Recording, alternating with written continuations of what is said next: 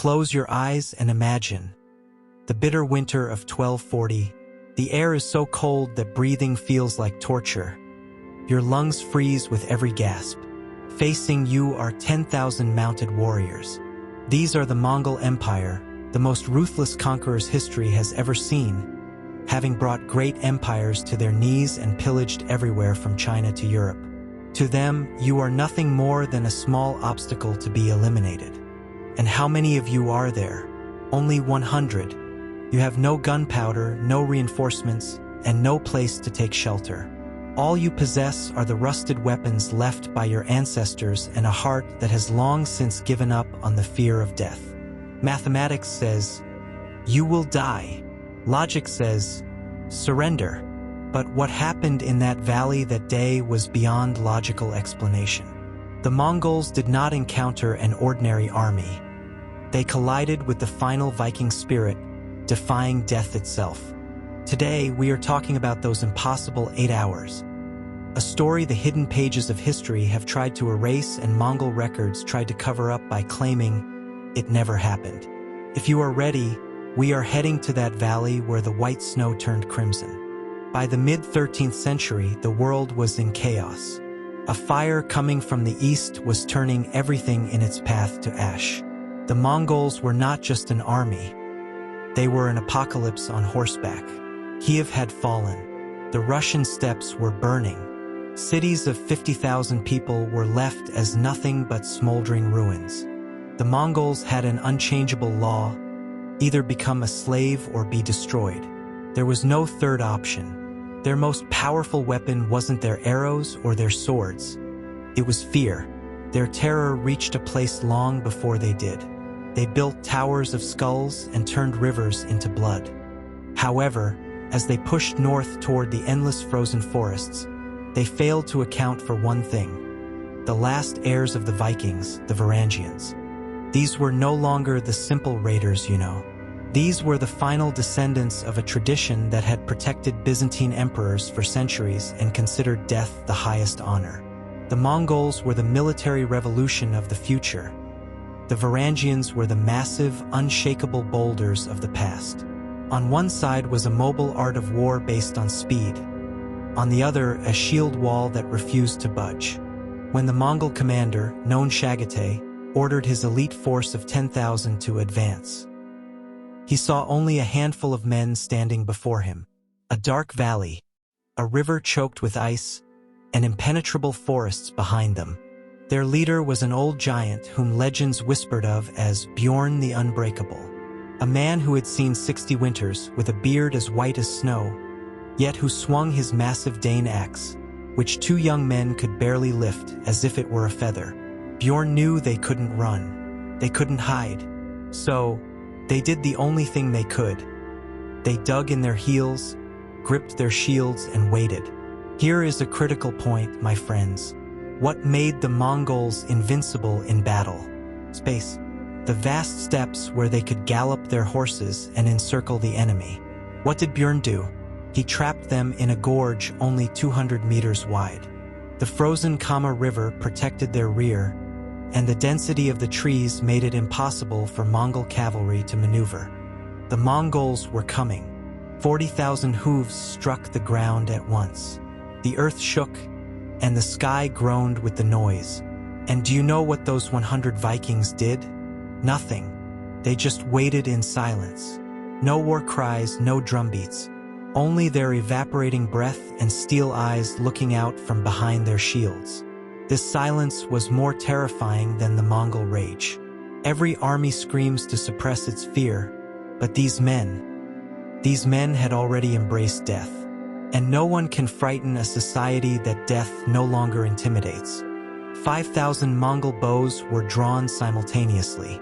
These bows were the Mongols' most powerful weapons of the era, death machines that could pierce armor from 300 meters and darken the sky in seconds.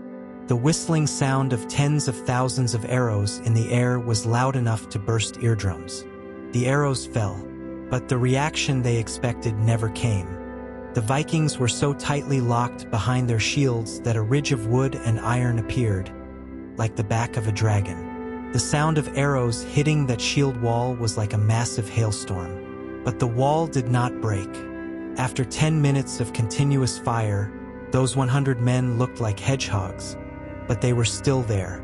They didn't take a single step back. Chagatai was stunned. He tried the feigned retreat, the Mongols' most famous tactic, pretending to flee to lure the enemy out of their shield wall. "Come out and die with honor," the Mongol cavalry shouted. The Varangians didn't even flinch.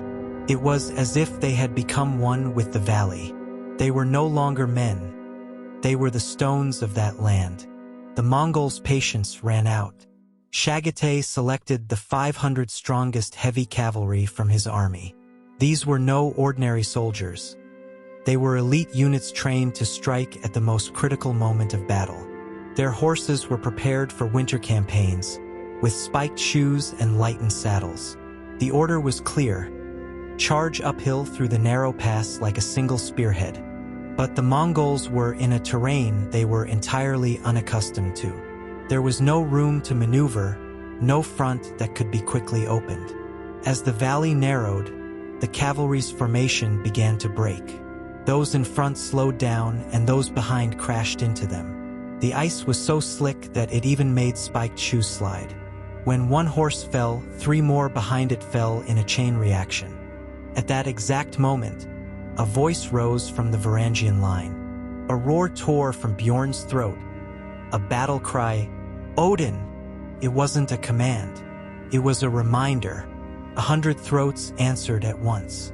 The shield wall tightened. Steps were taken inward, not forward. This is a tactic known in Scandinavian warfare. It's not meant to scatter the enemy, but to swallow them. The Dane axes rose into the air. These axes were no myth. Archaeological finds show these weapons had shafts up to 1.8 meters long with heavy, broad blades. They were slow in the open field, but in a narrow pass, they were lethal. The sound of the first contact was not metal on metal, but iron hitting bone. A Mongol horse's chest was split open. The moment a rider was pulled into the shield wall, he was brought down by a second blow. Shields shattered, but the line held. The Mongols were used to retreating. It was part of their doctrine. However, the terrain was not wide enough to retreat. Their arrows were spent. Their melee weapons could not reach the range of the Varangian axes. The Mongol curved saber was flexible and deadly, but it was shorter. Now, for the first time, they faced the most fatal disadvantage on a battlefield: the wrong distance. Every cavalryman was drawn into the shield wall and eliminated one by one. This wasn't a skirmish. It was a controlled annihilation. The snow turned pink first, then a deep, dull crimson. As the sources say, it wasn't that the Mongols lacked courage for the first time, but they were bewildered for the first time. Because this enemy did not run. This enemy did not open up like the steppe. This enemy was like a wall that grew stronger as it was compressed. And that day, something rarely seen in history occurred. The Mongol cavalry became afraid of the distance. In the 7th hour of the battle, something miraculous happened. A Varangian warrior, disregarding the arrows and wounds, threw his shield aside.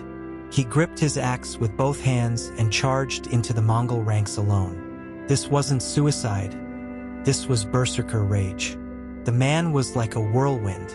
With his first strike, he brought down 3 men. He shoved aside the spears aimed at him with his bare hands. The arrows entering his body seemed to give him more strength. When that single man finally fell to his knees after killing 12 Mongol warriors, the light in the Mongols' eyes went out. "These are not humans," they began to whisper. "These are frost giants, demons of the north." Bjorn personally pulled 3 arrows out of his own body, pressed a handful of snow onto his bleeding wound, and smiled directly into Chagatai's eyes. That smile was the harbinger of an empire's failure. As the sun began to set, the valley was no longer a battlefield but a silent graveyard. The snow was darkened with blood. The corpses of horses and men were intermingled. When the wind blew, the fabric of torn banners made a sound like a death rattle. The Mongol army had given up. The survivors of the 10,000-man force fled, leaving behind the body of their commander, Chagatai. His body, Chagatai, had been killed in a terrifying manner. Bjorn had split Chagatai from shoulder to hip with his axe. The commander had been defeated in combat. The Mongol army had lost its leader in a close-quarters fight, a catastrophe rarely seen in Mongol warfare. Commanders usually stayed behind the range of arrows, managing the field from a distance. Chagatai's decision to step forward was a sign of either desperation or fury, and he paid the price. The retreating Mongols did not look back, because everywhere they looked, they saw legends rather than human bodies. The greatest military power in history, that machine built on cavalry, archery, discipline, and fear, had been stopped by a 100-man defense line. When the battle ended, there was silence on the Varangian line. Out of 100 men, only 68 remained standing.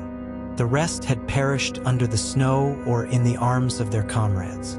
Bjorn was still standing. This detail is emphasized in almost all accounts, because those who found him after the war didn't realize at first that he was dead. His axe was still in his hand. His fingers were locked. Even death couldn't make him let go. His eyes were turned toward the forest where the Mongols had fled. He died as the last rays of the sun hit his face. He didn't fall to his knees. He didn't collapse, as they say in the sagas. It was not understood that he had died because he remained standing. On the Mongol side, something else happened. This battle was consciously struck from the empire's records.